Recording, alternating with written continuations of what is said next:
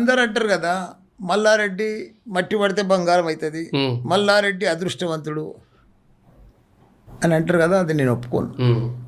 కష్టపడితేనే సక్సెస్ అవుతుంది. నా జీవితం చూడు, ఒకటే జీవితం నాది, సింగిల్ లైఫ్. చిన్నప్పుడు నా జీవితం, నేను 17-18 ఏళ్ళు ఉన్నప్పుడు, 20 ఏళ్ళు ఉన్నప్పుడు, నేను చెడ్డీ బనీన్ మీద బర్రె పాలు విడిన, పెండ తీసిన, సైకిల్ మీద పాలు అమ్మిన, ఆ లెవెల్కి వెళ్ళి వచ్చిన. వ్యవసాయం చేసిన, నాగలు దున్నిన.